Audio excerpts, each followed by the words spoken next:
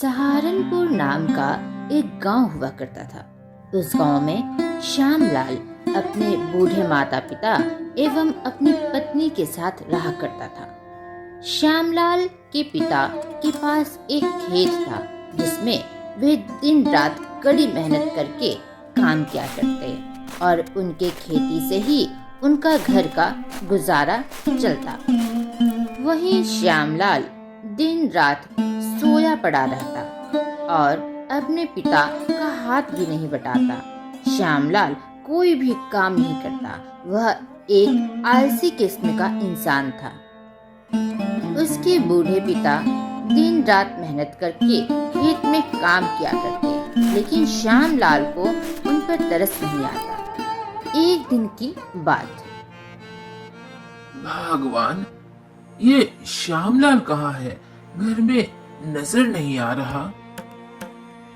जी, वो कह रहा था कि उसको अपने दोस्तों के साथ कहीं घूमने जाना है, तो घर के बाहर गया है, घूम फिर कर आ जाएगा। लेकिन बात क्या हुई है? आप उसे भी अचानक क्यों ढूंढ रहे हैं? भगवान, तुम अपने बेटे श्यामलाल को क्यों नहीं समझाती कि वो अपनी जिम्मेदारी उठाए, कुछ काम धाम करे? खेत में ही काम क्यों नहीं कर लेता? मेरा खेत ऐसे ही पड़ा है, मैं जब चला जाऊंगा तो उस खेत का क्या होगा? हमारे रहते ही श्यामलाल कुछ काम काज कर ले, अपने परिवार का भरण पोषण करना सीख ले तो बहुत अच्छा होगा। हमारे जाने के बाद उसका आगे पीछे कोई नहीं है। भगवान, घर आएगा श्यामलाल तो तुम समझा कर एक बार देखना ना। मैं तो उसे समझा समझा कर थक गया हूँ भगवान। हाँ जी, मैं भी बहुत ही परेशान रहती हूँ, क्या करूँ? ठीक है, मेरा बेटा श्यामलाल घर आता है तो मैं उससे बात करके देखती हूँ। काश इस बार उसे कुछ समझ में आ जाए और अपनी जिम्मेदारी का एहसास हो।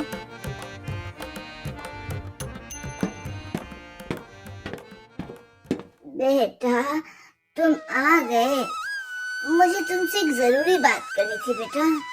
सुनो, हम लोग बूढ़े हो चले हैं, कब रहेंगे नहीं रहेंगे हमारा कुछ पता नहीं है। तुम खेत में काम करने के लिए क्यों नहीं जाते? एक काम करना, कल से तुम अपने पिता के साथ खेत पर जाकर काम करना सीखना। बहुत जरूरी है बेटा, तुम्हारी चिंता है इसलिए समझा रही हूँ। माँ, मुझे बार बार समझाया मत करो। तुम्हारी तो आदत हो गई है दिन रात किटकिट करने की, दिन भर ज्ञान देते रहती हो। मुझे ये सारी चीजें नहीं सुननी है। आखिर मुझे काम करने की क्या जरूरत है? पिताजी तो है ही ना। पिताजी जब कमाकर घर पर लेते आते हैं तो मुझे अभी कोई जरूरत नहीं है। मैं कोई काम वाम करने के लिए नहीं जाऊंगा। बेटा, अब हम लोग बूढ़े हो चले हैं, अब हम लोग कितने दिन तक जिंदा रहेंगे? तुम्हारे पिताजी भी खेत में काम करके बहुत थक जाते हैं, उनकी तबीयत भी खराब रहती है बेटा। इसलिए हम लोग चाहते हैं कि तुम अपनी जिम्मेदारियों को समझो और अपना परिवार चलाओ बेटा। माँ, क्या तुम देख नहीं रही बाहर कितनी कड़ी धूप है? मैं आखिर इतनी कड़ी धूप में काम कैसे करूँगा? मुझसे ना हो पाएगा। बोल देना पिताजी से।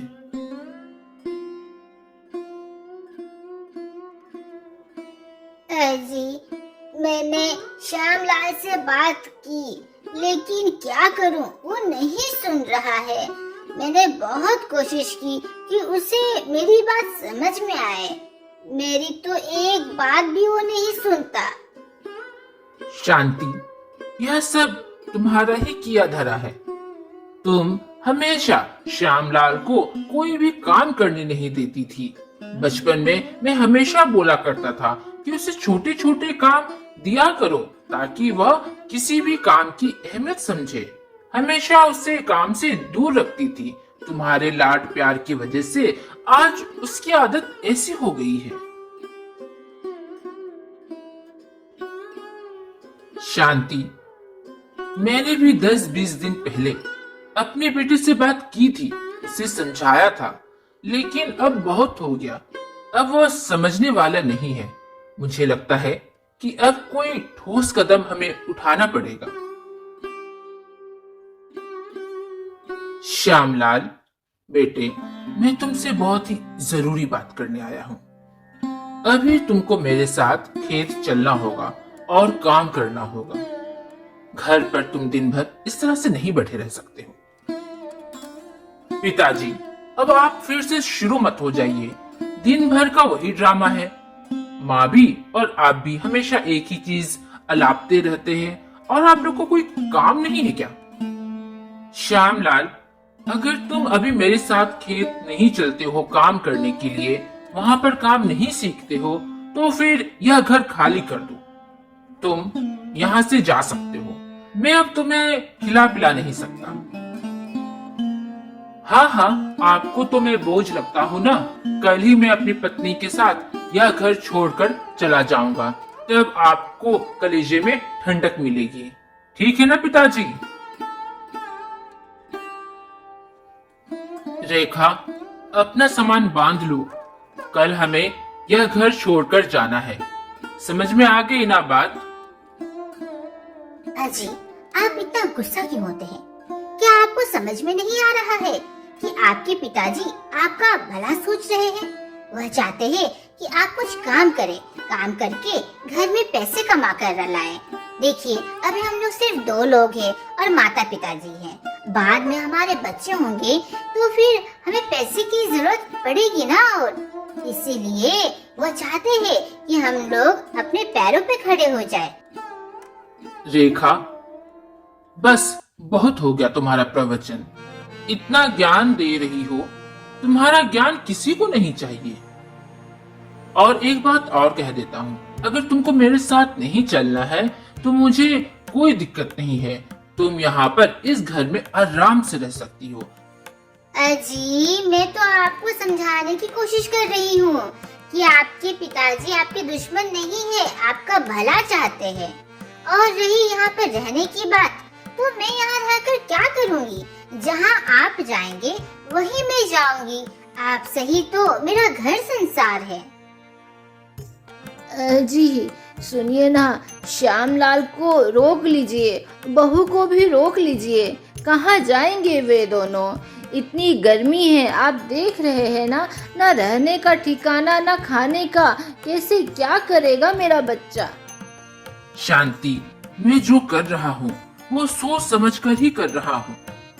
देखता हूँ श्यामलाल कितने दिन तक बिना काम करके अपने घर परिवार को रखता है। मुझे यह ठोस कदम लेना ही था, तो आज ही क्यों नहीं? श्यामलाल और रेखा दोनों पति पत्नी वह घर छोड़कर एक दूसरे गांव में बस गए। श्यामलाल ने कभी भी कुछ काम नहीं किया था, इसलिए किसी ने उस पर दया खाकर अपने दुकान में रख लिया। श्यामलाल बड़ी मुश्किल से 2 वक्त की रोटी कमाकर अपने घर पर लाता। इसी तरह समय निकलते गया। एक दिन श्यामलाल जब अपने घर आया तो उसकी पत्नी रेखा कहती है, अजी, आप आ गए हैं। चलिए, मुँह हाथ धोकर आप आ जाइए, तो मैं आपके लिए खाना निकालती हूँ। रेखा, मैं खाना खा कर आया हूँ।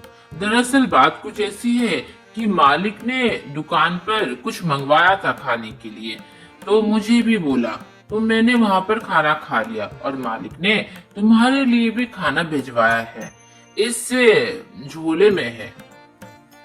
ठीक है जी, मैं खाना खा लूंगी। रेखा, अब तुम्हारी तबीयत कैसी है? तुम्हें बहुत बुखार था ना? अभी कैसा महसूस हो रहा है तुम्हें? कहीं तुम्हारा बदन तो कहीं तप तो नहीं रहा? क्या बताऊं, सुबह से बहुत ही परेशान थी। मेरे पास तो दवा खाने के लिए भी पैसे ना थे। पड़ोस में वो सीमा से मांग कर दवा लाई थी, तब वह दवा खाकर थोड़ा सा अच्छा महसूस हो रहा है। अभी मैं अब आपसे क्या कहूँगी तो आपको बुरा लगेगा। आपको पता है ना घर कैसे चल रहा है। देखा, पिताजी ने सही कहा था ना, अगर आप कुछ काम शुरू से ही सीखते, कुछ करते, तो आज आपको इतनी तकलीफ नहीं होती और सब साथ में रहते। एक दवा का पैसा भी नहीं जुटा पाते जी आप तो। क्या बताऊं, मैं आपसे ये सारी चीजें कहना नहीं चाहती, लेकिन दुख कुछ ऐसा है कि मन में नहीं रख पा रही जी। मुझे माफ कीजिएगा। रेखा, बस पिताजी की बात मुझसे मत क्या करो। मुझे पिताजी के बारे में सुनना बिल्कुल पसंद नहीं है। 2 साल हो गए हैं तब से तुम रट ही लगा के रखी हो। हर 2-3 दिन में तुम पिताजी और माँ जी का बात छेड़ देती हो, जो कि मुझे बिल्कुल पसंद नहीं है। सुनिए, पिताजी की आज भी चिट्ठी आई थी, देखिए, खोलकर पढ़ लीजिए ना। आप कैसे हैं? आपके पास दिल नहीं है क्या?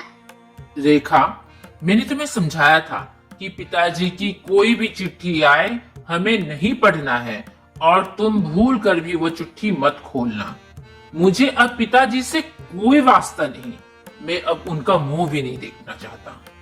जब से श्यामलाल अपने माता पिता का घर छोड़कर गया था, तब से श्यामलाल कभी भी अपने बूढ़े माता पिता से मिलने नहीं आया।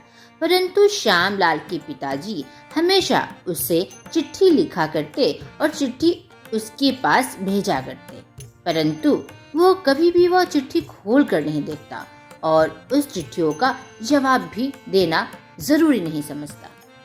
परंतु श्यामलाल की पत्नी रेखा हमेशा उसे समझाती कि पिताजी की चिट्ठी आई है, उसे पढ़िए, और श्यामलाल उसे धमका देता और कहता कि इस चिट्ठी को खोलने की जरूरत नहीं है और ना ही तुम्हें पढ़ने की जरूरत है। देखते ही देखते वक्त और गुजरते चला गया। 1 साल और गुजर गए। अचानक पिताजी की चिट्ठी श्यामलाल के पास आना बंद हो गई।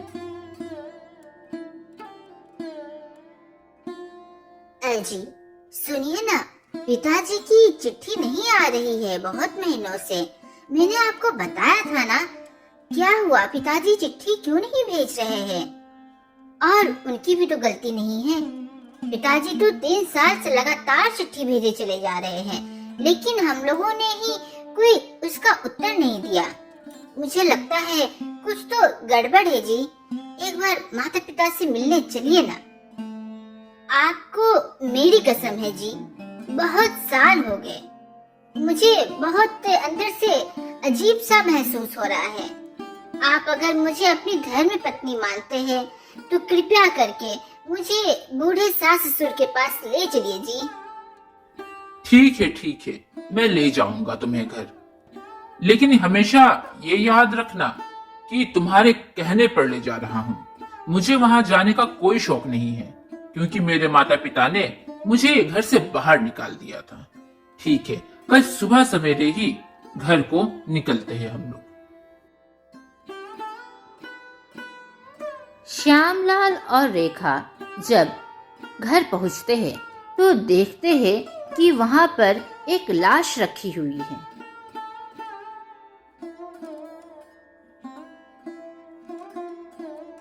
तब पता चला कि उसके माता पिता का देहांत हो गया है। श्यामलाल, कहाँ थे? तुम्हारे पिता ने कितना पत्र लिखा तुम्हें, कहाँ थे तुम? इतने साल के बाद आए हो, और आए भी हो तो मरने में कैसे बेटे हो? तुम्हें पता है तुम्हारे पिताजी तुम्हें कितना याद करते थे।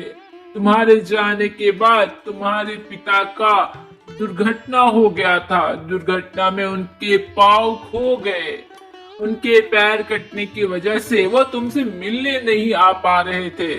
वो तुम्हें हमेशा पत्रों के द्वारा याद किया करते कि तुम उनके पत्र पढ़कर तुम आ जाओ मिलने, लेकिन पता नहीं तुम्हारा हृदय है या फिर पत्थर, तुम पत्र पढ़कर आए नहीं और तुम्हारी माता तो बहुत ही पहले ही गुजर गई थी।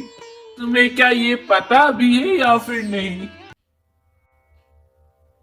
पिताजी, मुझे माफ कर दीजिएगा पिताजी। मैं आपका बहुत ही खराब बेटा हूँ। मुझे माफ कर दीजिएगा। मैं आया भी तो किस वक्त आया, और मुझे अब समझ में आ रहा है कि मुझसे कितनी बड़ी गलती हो गई।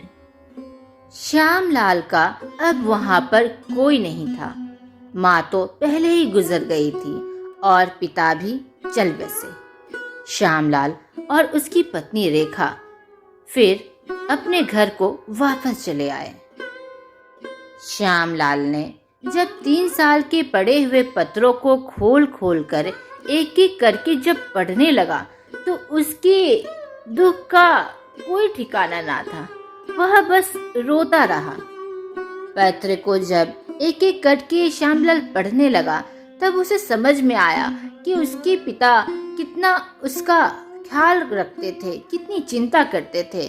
पत्र में हमेशा पूछा करते कि श्यामलाल बेटा तुम कैसे हो, बहू कैसी है, चिंता मत करना, अगर कोई दिक्कत हो तो तुम्हारा बाप अभी भी जिंदा है। पिता ने पत्र में ये भी लिखा था कि पुत्र, मैं अपना पाँव खो बैठा हूँ। एक दुर्घटना में मेरे पाँव चले गए हैं, इसलिए तुम्हें ही आना पड़ेगा मुझसे मिलने के लिए। यह सारी चीजें पढ़कर श्यामलाल बस टुक टुक पत्र को देखता ही रहा। अजी, ये कैसा पत्र है? ये देखिए ना, ये बहुत ही मोटा लग रहा है। जरा इसे खोलिए।